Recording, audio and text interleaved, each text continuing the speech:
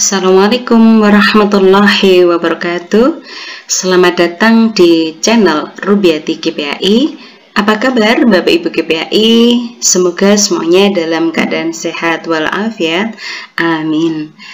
Bapak Ibu, dalam video kali ini Rubiati GPAI akan bedah pedoman pengembangan standar nasional PAI untuk kompetensi pedagogik 2 KI 4 indikator 2, yaitu terkait dengan mengembangkan komponen-komponen rancangan kegiatan pengembangan yang mendidik dan menyenangkan. Bapak Ibu, kompetensi pedagogik 2 adalah model pembelajaran.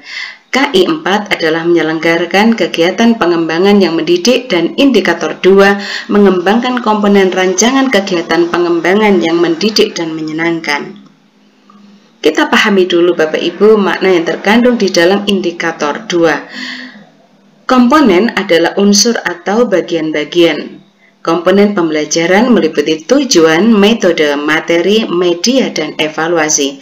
Pembelajaran yang mendidik adalah pembelajaran yang menyediakan lingkungan pembelajaran dan memfasilitasi terbentuknya kemampuan peserta didik yang utuh.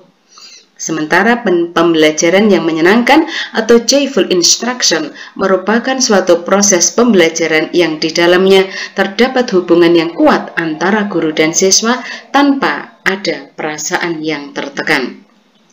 Berarti dalam hal ini kita sedang membahas unsur-unsur apa saja, yakni unsur tujuan, metode, materi, media, dan evaluasi, bagaimana kita mengembangkannya agar bisa terlaksana pembelajaran yang mendidik dan menyenangkan. Yang pertama, kita bahas tujuan. Bapak Ibu, di dalam mengembangkan tujuan kita harus memperhatikan A, B, C, D. Audien, behavior, condition, dan degree Bapak Ibu. Audien adalah peserta didik, behavior adalah kompetensi atau perilaku yang diharapkan ada dalam diri peserta didik, condition adalah syarat yang dipenuhi atau yang dikerjakan siswa. Degree adalah batasan minimal tingkat keberhasilan. Nah, jenisnya, tujuan itu dari aspek jenisnya ada 3 Bapak Ibu. Tujuan yang terkait dengan kognitif atau pengetahuan, tujuan yang terkait dengan psikomotor atau keterampilan, dan tujuan yang terkait dengan afektif atau sikap. Contoh Bapak Ibu untuk kognitif, kita ambil dari karena pelajaran Rubiati GPAI mengajar di SMA, misalnya kita ambil untuk tujuan yang terkait dengan kognisi, peserta didik dapat membedakan khutbah Jumat, dakwah, dan tabligh. Kemudian untuk aspek psikomotor, peserta didik dapat mendesain atau menghasilkan teks khutbah Jumat sesuai dengan ketentuan rukun khutbah Jumat. Kemudian untuk psikomotor yang kedua, peserta didik dapat memperagakan khutbah Jumat sesuai ketentuan khutbah Jumat yang benar. Nah, ini Bapak Ibu, audiensnya adalah peserta didik, behaviornya membedakan, mendesain, memperagakan. Condition adalah khutbah Jumat, teks khutbah Jumat, dan praktek khutbah Jumat. Degree adalah sesuai dengan ketentuan khutbah Jumat. Berikutnya, jangan lupa Bapak Ibu di dalam penentuan, sudah kita bahas di video sebelumnya Bapak Ibu, bahwa di dalam perumusan tujuan menggunakan KKU harus disesuaikan dengan tingkat kompetensi yang ada di capaian pembelajaran atau di kompetensi dasar. Misalnya, menganalisis, tadi Rubiati GPAI sudah menggunakan kata membedakan. Kemudian, yang berikutnya, tidak boleh menggunakan kata kerja di bawahnya Bapak Ibu ya, boleh di atasnya. Kemudian untuk aspek psikomotor Bapak Ibu, tadi Rubiati menggunakan kata desain, mendesain. Selanjutnya Bapak Ibu yang terkait dengan metode. Setelah tujuan kita rumuskan dengan sebagaimana mestinya yang mengarah kepada siswa memiliki kompetensi yang utuh Bapak Ibu, berikutnya adalah kita tetapkan metodenya. Model pembelajarannya apa yang tepat untuk mencapai metode tujuan yang sudah kita tetapkan tadi Bapak Ibu. Jangan lupa tujuannya tadi adalah siswa mampu membedakan teks khutbah Jumat, dakwah, dan tabligh.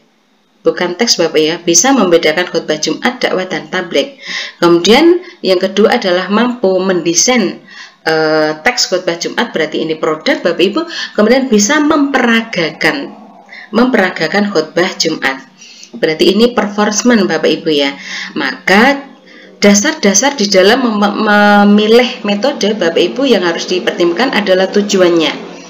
Sudah saya bahas, bahannya Sumber belajarnya, warga belajarnya, peserta didik maksud sarana, waktu, dan besar kecilnya kelompok. Maka di sini kita memilih misalnya memilih model pembelajaran project-based learning.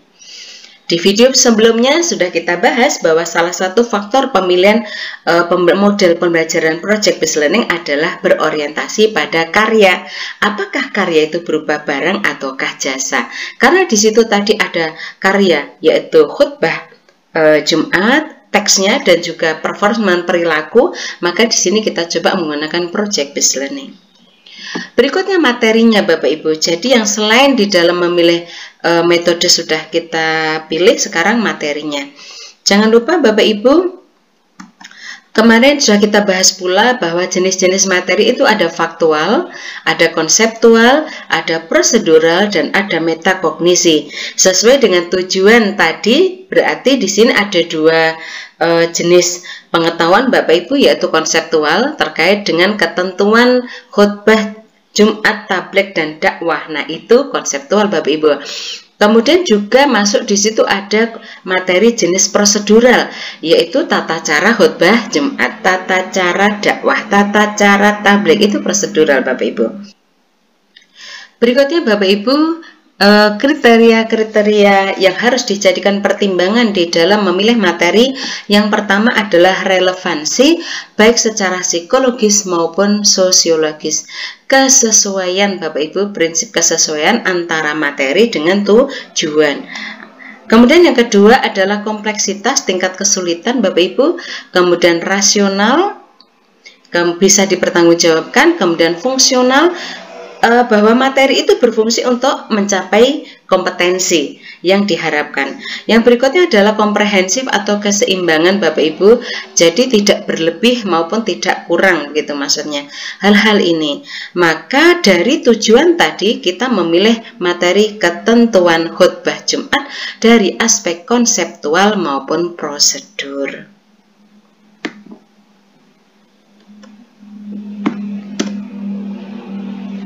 Sekarang komponen atau unsur media.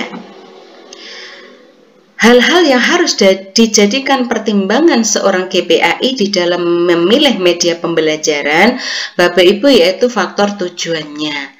Tujuannya apa? Kompetensi yang dirumuskan apa? Jika kompetensinya siswa mampu melakukan sesuatu, mampu menciptakan sesuatu, maka kira-kira medianya apa yang bisa mengantarkan siswa mencapai tujuan mampu melakukan atau mampu membuat misalnya. Yang kedua adalah faktor efektivitas, bahwa media itu benar-benar efektif jika digunakan, benar-benar bisa mengantarkan peserta didik mencapai tujuannya, memiliki kompetensi yang diharapkan. Yang berikutnya adalah faktor kemampuan siswa dan guru, bahwa media yang dipilih itu gurunya mampu menggunakan media itu, siswa juga mampu menggunakan media itu. Nah, sekarang macam-macam media yang berbasis manusia Bapak Ibu, guru, instruktur, tutor, bermain peran, kegiatan kelompok, dan file strap Bapak Ibu. Itu bisa dijadikan sebagai media yang berbasis manusia. Berikutnya yaitu berbasis cetak, yaitu buku penuntun, buku latihan, alat bantu kerja, dan lembaran lepas. Yang berbasis digital Bapak Ibu bisa web, bisa blog, bisa Google Classroom, bisa Microsoft PowerPoint, bisa Microsoft Teams, bisa digital rumah belajar Kemdikbud. Nah, dari berbagai macam media ini, dengan kita merujuk kembali tujuannya tadi bahwa siswa bisa membedakan khutbah Jumat, tabligh, dan dakwah, kemudian siswa bisa mendesain atau membuat teks khutbah Jumat yang benar, dan siswa bisa memperagakan khutbah Jumat dengan benar sesuai ketentuan, maka misalnya kita memilih media kegiatan kelompok. Jadi siswa dibentuk dalam kelompok-kelompok untuk belajar secara konseptual bagaimanakah ketentuan khutbah Jumat, dan nanti juga mendesain teks khutbah Jumat dan memperagakan di dalam kelompoknya dulu, baru nanti presentasi atau praktek di kelas, di tingkat kelas begitu ya Bapak Ibu. Kemudian media yang kedua adalah buku khutbah Jumat. Nah, dengan melihat buku, kita sediakan buku, Bapak Ibu, buku-buku itu anak-anak bisa melihat, oh seperti ini, perbandingan antara judul satu dengan yang lain, penulisannya seperti apa, sistematikanya, dan sebagainya. Bisa juga menggunakan blog, Bapak Ibu, kita carikan, referensikan blog yang membahas di situ tentang agama Islam atau pembelajaran agama Islam atau tentang kegiatan agama Islam, yang di sana anak-anak bisa mengakses yang terkait dengan khutbah Jumat, dakwah, dan tablet, Bapak Ibu. Atau bisa juga kita sajikan video khutbah Jumat misalnya, atau video tentang yang membahas tentang pemaparan ketentuan khutbah Jumat misalnya seperti. Berikutnya terkait dengan evaluasi. Bapak Ibu, hal-hal yang harus dipertimbangkan dalam menentukan evaluasi pembelajaran, yang pertama adalah analisis kebutuhan. Tujuan penilaian yang ketiga adalah analisis kompetensi dan hasil belajar. Maksudnya apa? Kita menganalisis bahwa evaluasi yang akan kita lakukan ini evaluasi untuk apa? Untuk menganalisis kemampuan awalkah? Mendiagnosa kesulitan siswakah atau apa? Kebetulan dalam pembahasan ini, evaluasi ini bertujuan untuk menilai pencapaian kompetensi dan hasil belajar siswa. Maka kita analisis kompetensinya apa. Di awal sudah kita bahas bahwa contohnya kompetensinya adalah peserta didik dapat membedakan antara khutbah Jumat, tabligh dan dakwah, yang aspek kognitif, Bapak Ibu ya. Kemudian yang aspek psikomotorik adalah peserta didik dapat mendesain teks khutbah Jumat dan juga bisa memperagakan. Maka berangkat dari situ kita tetapkan jenis penilaiannya adalah tes tertulis. Ini untuk menilai tujuan pembelajaran yang poin peserta didik dapat membedakan antara khutbah Jumat, tabligh dan dakwah. Karena jenisnya adalah konseptual, maka kita lakukan tes tertulis.